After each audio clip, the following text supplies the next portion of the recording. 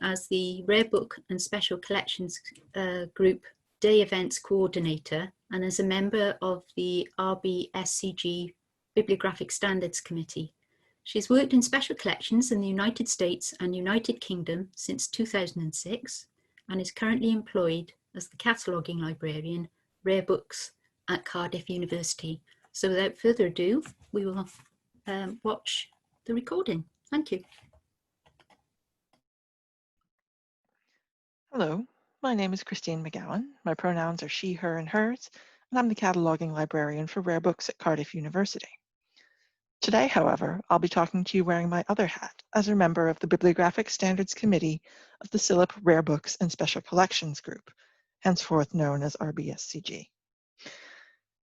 Even though the RBSCG Bibliographic Standards Committee has been in existence since 2005, I've encountered many colleagues in both special collections and cataloging who either don't know that the committee exists or don't have a terribly good sense of what it is we actually do. All of those conversations over the years have led me to propose this talk in order to shout from the rooftops that the RBSCG Bib Standards Committee is here to provide advice and guidance not only to rare materials specialists and RBSCG members, but to anyone who finds themselves working with rare materials. The Bibliographic Standards Committee was created as a subcommittee of CILIP RBSCG, with a remit covering all matters relevant to describing and providing access to collections of rare books and, where appropriate, manuscripts. Our chair, Iris O'Brien, has a seat on the RBSCG committee and provides a report to the group's AGM. But even though we're administratively part of RBSCG, we're professionally at the overlapping center of a Venn diagram with special collections on one side and metadata and description on the other. The primary focus of the committee has traditionally been on reviewing and commenting on updates to, well, bibliographic standards, like ISBD, DCRM, or Descriptive Cataloging of Rare Materials, and RDA. We also provide advice and guidance to the profession at large and have offered several Intro to Rare Books cataloging type workshops, usually in response to requests from particular institutions or regional groups. For many years, the committee did not meet formally, but conducted business via email as particular issues came up. In 2018, however, the RBSCG committee approved funding for the Bibliographic Standards Committee to hold one yearly in-person meeting. We took advantage of that opportunity for the first time in November 2018 to update our terms of reference. In attempting to define the role of the committee, we faced a bit of a dilemma. Most of the bibliographic standards used in rare materials cataloging in the English-speaking world are actually created by the Rare Books and Manuscripts section of the American Library Association. We knew we didn't want to reinvent the wheel and start creating our own separate standards, but we did want to take on a more active role in supporting catalogers working with rare materials in the UK and Ireland. So in our revised terms of reference, we've retained our focus on standards, but also expanded our interpretation of the advice and guidance in our original remit to include advocacy and outreach on behalf of rare materials catalogers. In addition to our big picture terms of reference, we also have a set of concrete objectives and tasks which are reviewed annually. Here's what our action plan looks like currently. Our chair, Iris, serves as the liaison to the American Library Association's Rare Books and Manuscripts section. She attends their annual conference, which includes discussions of any proposed changes or updates to the DCRM manuals. The committee as a whole also submits comments on any proposed changes to rare materials guidance in RDA, and we plan to do the same with the upcoming revision of the ISBD-A standard for antiquarian books.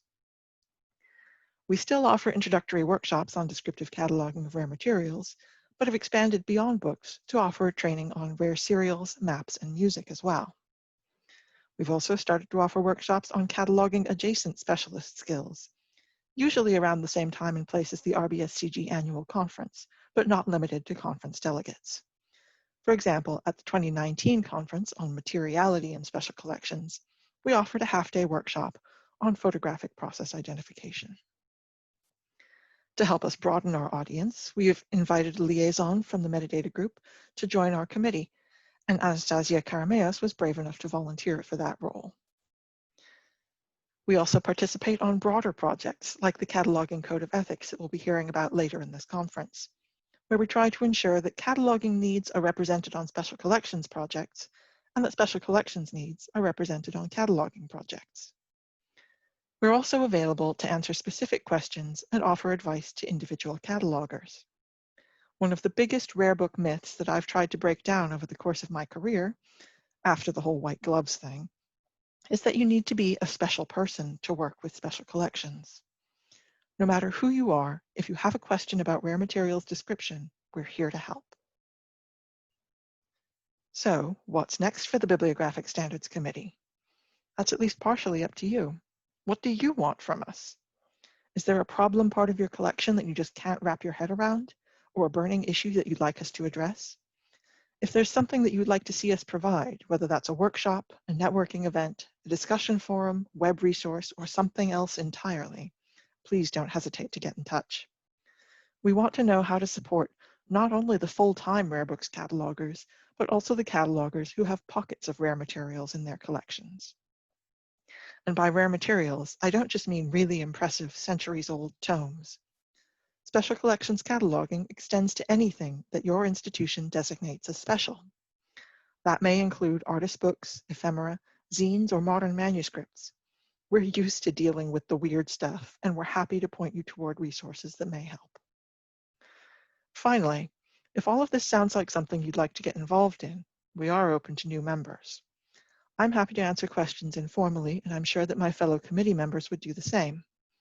A full committee roster with contact details for all of the members is available on the RBSCG website. And with that, all that remains is for me to thank you for your time and attention. I look forward to hearing your questions, either during the Q&A for this session or at some later date. Thank you. That was great. Thank you, Christine. Very informative. Thank you. I'm just checking now to see if we've got any questions. We haven't got any in at the moment, but one of the things I wanted to mention, and it actually applies to Karen's talk earlier, was one of the things that we're trying to do on the metadata and discovery group is really try and make sure that we build those links with catalogers and metadata managers in the very many different places that we all work these days. So as you say, we've got Anastasia as our liaison between RBSCG and... It's a bit of a mouthful, isn't it? It is. It didn't trip off my tongue then, as you will have noticed. I'm not going to lie, it took a few times getting the recording right for me not to trip over it. I don't believe that for 1 minute. But similarly, we've done the same with YAML. I can say YAML because that sounds, yeah. For the music, for colleagues working in cataloguing music. So is there anything that you would like MDG and your group, I'm not going to risk it again, to work more closely on? Has anything come up in discussions that... At this point, we're really in an information gathering stage. For a long time, hopefully I won't offend any of my fellow committee members with this, but we've been in a very reactionary sort of stage where we're very happy to respond to requests, but we haven't gone out to the community and tried canvassing the way we are at the moment. So we're still sort of trying to figure out what is the most effective way to help people. And any partnerships, whether that's with this group or music specialists or cartographic specialists, is very welcome. Like I said, we do handle all sorts of materials just because, as we saw from the previous talk, special collections ends up with a bit of everything, not just books, but music and odds and ends. And so one of the reasons why a collection might not have that fairy godmother's touch just yet is because I happen to know that St. Andrews has one rare books cataloger, having been in that post before, and that one cataloger may or may not have enough familiarity with every single genre, and they're going to tackle what they have the most confidence in first, or what has the most demand first. So we will take on anything at this point. And we're really just looking for opportunities to collaborate. Yeah, I just wondered if there was any kind of logical tie-in here in terms of developing a workforce for the future with library and information schools. I mean, obviously, if there is, it depends on the geographical location of the collections that might need Yeah, some certainly. assistance with, but yeah. In other institutions where there has been a geographically close by training program for library and information science, I've had several different interns who've tried their hands at various aspects of special collections work. Unfortunately, here in Cardiff right now, we don't have that sort of connection, so we're kind of trying to shoehorn things in through the history department or the literature department. But certainly if there are students working on distance education programs, we're available for mentoring and guidance on sort of we don't have a formal mentoring program as such, but there is a lot of knowledge embodied within the committee that we're very happy to share. Yeah. And put you in touch with institutions in your area that might be willing to take on an intern or a volunteer. Yeah, yeah.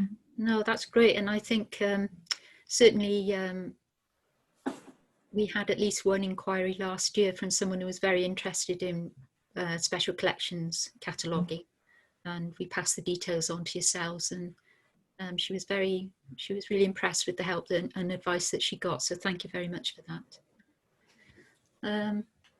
Let me just check now.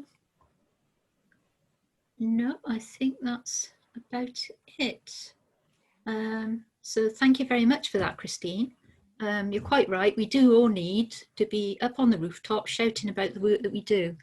But I think actually the present crisis has sort of highlighted the enduring value of metadata and the work of cataloguers. So I think there is some hope there that the message may be getting out there quite loud and clear now.